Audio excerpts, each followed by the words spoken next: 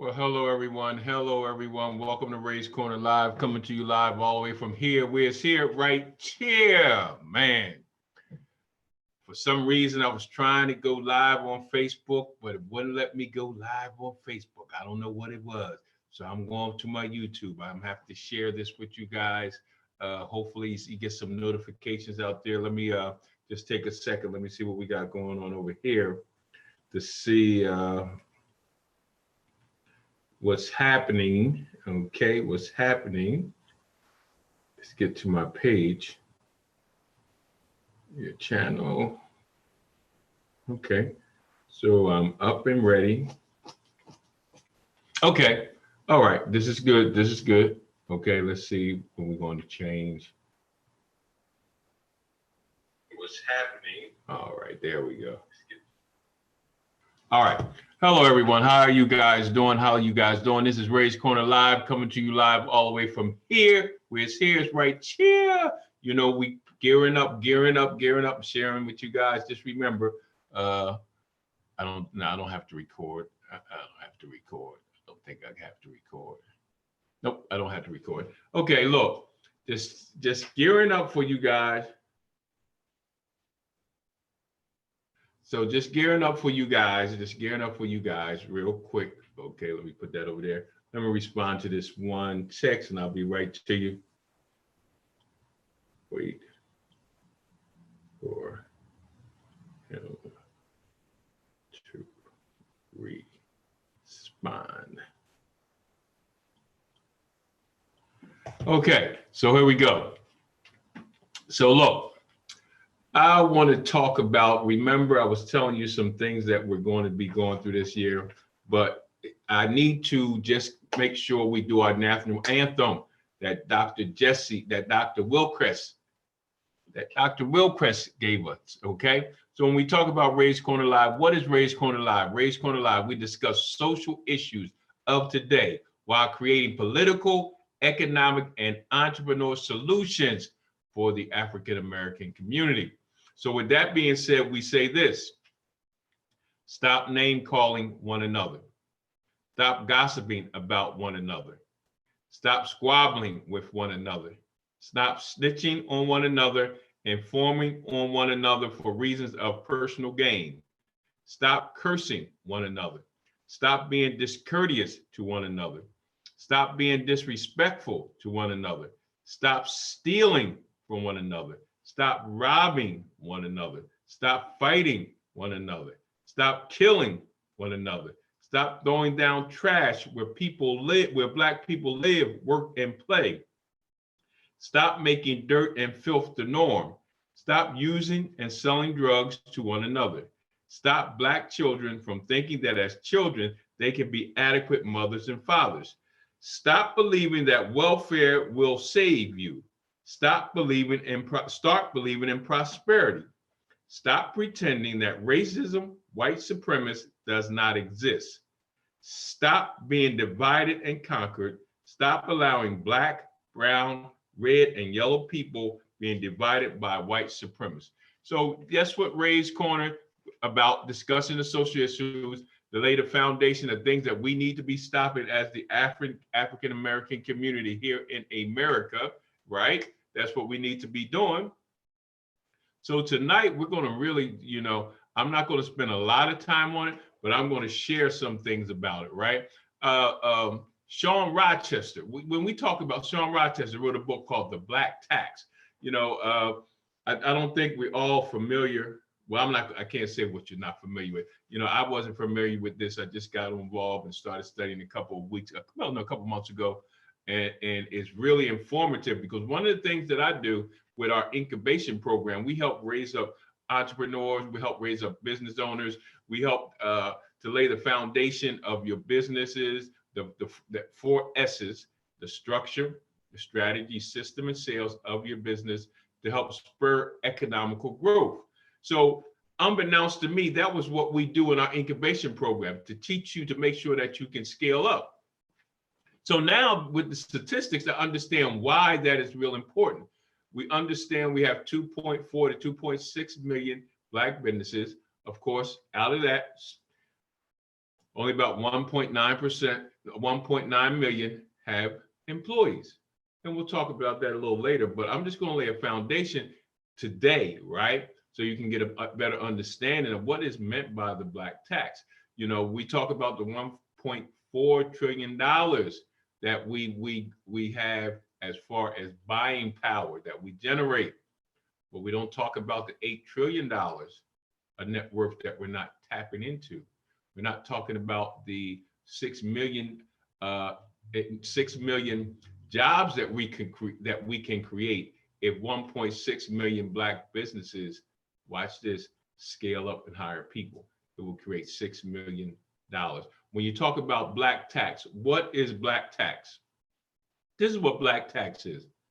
The financial cost placed on black Americans by the people and or institutions who have conscious or unconscious anti-black racial bias that results in practices that systematically disenfranchise African Americans.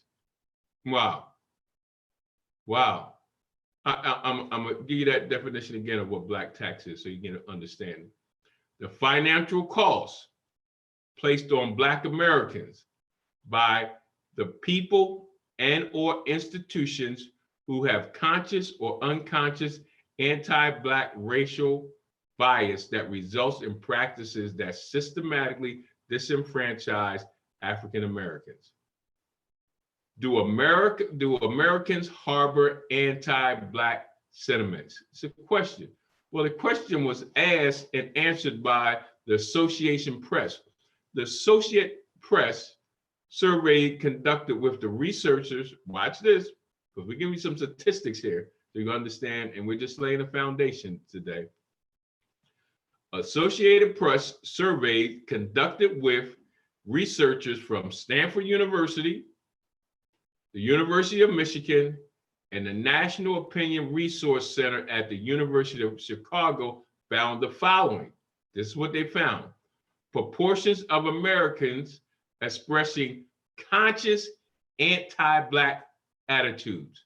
Say it again. The portion of Americans expressing conscious, willfully knowing anti-black attitudes is 51%.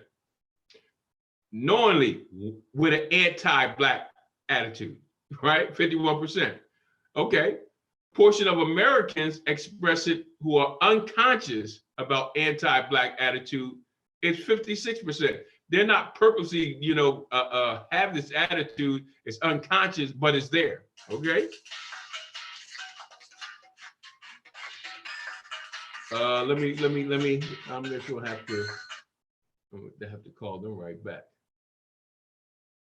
Okay. So when you talk about race, right? We talk about race. Race implies association. Okay. Well, so we want to talk about race, and we want to talk about what it implies. So what happened was Harvard University took a test. It's called IAT, the IAT test, implied association test. The implied association test. Race implied association test. The IAT by Harvard University, taken by over 3 million Americans. Watch this. 75% of Americans have an unconscious or conscious preference for white people over black people. Wow. 75%. 75% of Americans. Now this comes from Harvard, right? Have, look, conscious and unconscious preference for white people over black. And I'm gonna share this last thing with you because I don't want to get too far into tonight because I'm just laying a foundation and see where we're going to go with it. The University of Chicago studied on discrimination in the labor market. Okay. So we're going to tell you about this study that they talk about. They put together these resumes, right? They put together these resumes and they've just changed. The resumes was high power resumes, right? But they just changed the names on them. Some black sounding names, some white sounding names, right? So they just send it out to all these jobs, right? So guess what? So what happened was they sent the same resume, right? Same credentials, Same, you know, everything was the same. When they sent it out to these business, white sounding names got 50% callbacks. White sounding names got 50% more callbacks, 50% more callbacks based on this resume. Okay. Based on this resume, white sounding names got 50% more callbacks than black. Same resume, right? But with the white names, they got called back 50% more. 50% more than the black names, same resume. So what we did was they increased the quality of the resume, meaning, you know, they might have used a Division I AA. Now they're using Harvard and Stanford and upgrading the resumes. You know, they're making it high power, even more than what they had. So they increased the quality of the resumes, right? The white sounding names callback went up 30%. So now they have so now 30% more was added when they increased the quality. But with the black sounding name, there was no change in callbacks. It was just the same as the first resume to the second resume. There was no change in callbacks. And here's the bottom line, and then I'm gonna get out of here. For a black person to overcome this, right? The effect of the name resumes, black sounding names. This is what we have to do. If it has black people, right? If the name of the resume sounds black, right? This is how you overcome that. This is how you get around that. You know that? This is how you get around that. You need 8 more years of additional work experience to have the same likelihood of getting called back to the resume with a white sounding name. Wow. Wow. Guess what else they found out? They found out that the level of discrimination was significant and uniform across industries and occupations, size, or whether or not the employee claims to be an equal opportunity employer or not. It didn't matter. Across the board, it was all the same. It was all the same. So I'm going to stop there because we're going to do this whole thing on black tax. Get the book, Sean Rochester. Get the book, Sean Rochester, and watch what happens. Watch what happens. How can we tap into that $8 trillion that we're missing? Hey, this your guy, Ray Wilkerson, coming to you live all the way from here. Ray's Corner Live, coming to you live all the way from here. Ray's here, right? Chill. Like we always say here at Ray's Corner Live, God loves you, and I love you, and ain't nothing you can do about it. Peace out.